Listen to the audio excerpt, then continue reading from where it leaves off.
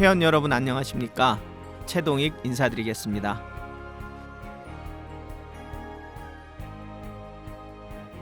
저는 2살 때 다리에 주사를 잘못 맞아 지체장애인이 되었고 10살 때는 눈에 알러지가 생겨 치료를 하던 중 방사선 남용으로 시각장애인이 되었습니다.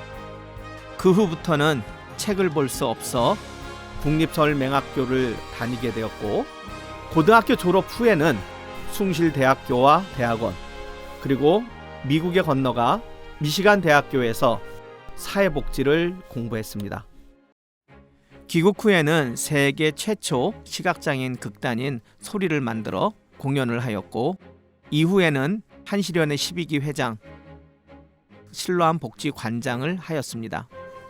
2012년부터는 민주당에서 비례대표 2번 국회의원으로 선출되어 4년간 보건복지위원회에서 일을 하였고 국회를 마치고는 실로암에서 시각장애인에게 일자리를 만들어주는 일과 가난한 나라의 장애인들을 도와주는 일을 하고 있습니다. 오늘은 한시련 15기 회장으로 나서겠다는 말씀을 드리려고 이 자리에 섰습니다. 저는 국회의원까지 한 사람이 왜 또 한시련 회장을 하려고 하느냐? 실로암에서 편하게 잘 있으면서 왜 또 한시련 회장을 하려고 하느냐? 그러나 제가 환갑을 맞이한 이 나이에 정관계에 다시금 진출할 것도 아니고 직업이 없는 사람도 아니고 사회적인 위치가 없는 사람도 아닌데 제가 한시련 회장을 하려고 하는 이유는 시각장애인들의 아픔을 위로하고 정책적으로 시각장애인의 권익을 옹호해야 한다는 저의 소명감에서 다시금 이 자리에 서게 된 것입니다. 제가 한시련을 위해 일할 수 있는 기회는 이번이 마지막인 것 같습니다. 국회에 있을 때 같이 일했던 보건복지부 관료들은 장관, 차관, 실장, 국장들만이 남아있고 과장 이하 공무원들은 잘 모르게 되었습니다.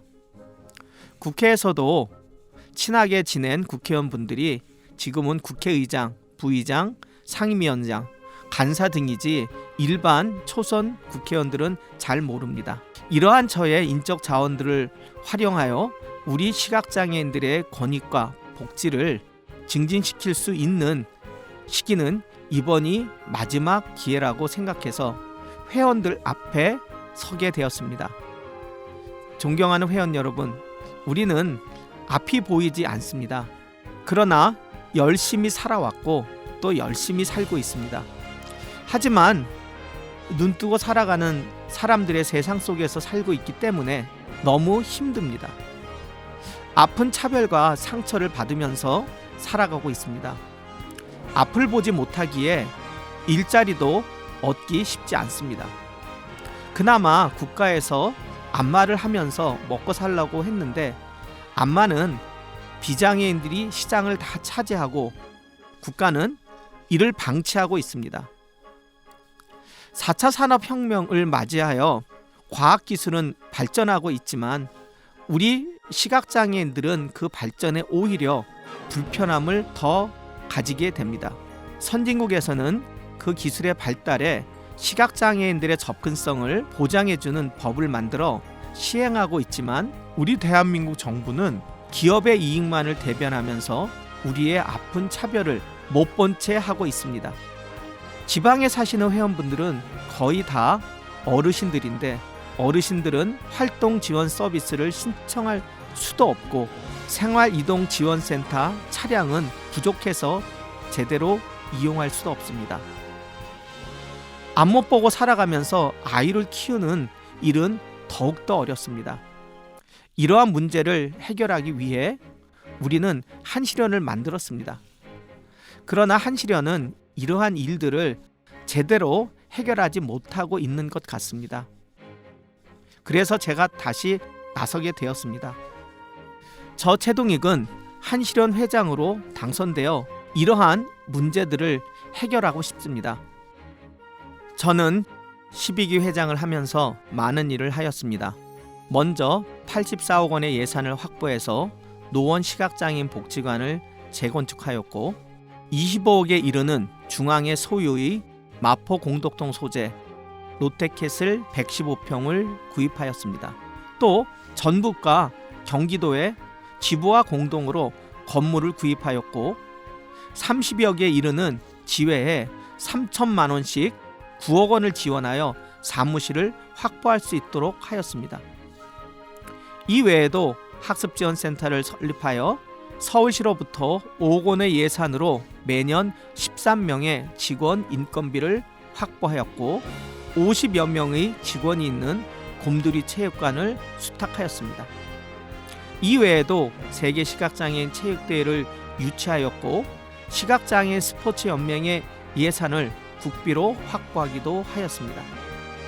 또한 활동지원 서비스를 이용하던 시각장애인들이 65세가 넘어가도 지속적으로 서비스를 이용할 수 있도록 법을 개정하였고 국립장애인 도서관을 설립하는 법제화를 하였으며 우리 문자인 점자를 합법화하는 점자법을 제정하였습니다. 이 외에도 화면 해설 방송센터를 만들어 한시련의 재정적 안정을 꾀하였으며 2006년 서울지부 설립과 광역시의 지회 설립 등 내부적인 개혁과 안정화에도 기여하였습니다. 저는 회원들과 함께하고 싶습니다. 목소리가 날카롭기에 딱딱하고 차가운 남자, 늘 제 중심이 분명하고 논리적이며 강하다 보니 고집이 세고 남을 무시한다는 교만의 상징이 되었고 우리 사회의 정의를 부르짖다 보니 수많은 반대자들도 양산하였습니다. 결국 저는 우리 시각장애인계에서 저도 모르는 일을 많이 행한 나쁜 사람으로 알려져 있기도 합니다.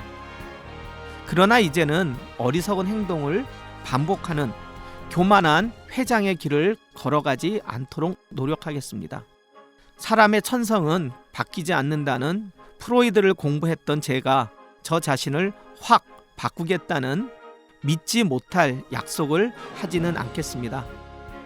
그러나 저 자신을 좀 더 성찰하면서 이제는 보다 따뜻하고 겸손하며 회원들의 목소리에 좀 더 귀 기울이는 그러한 작은 사람으로 거듭나도록 노력하겠습니다.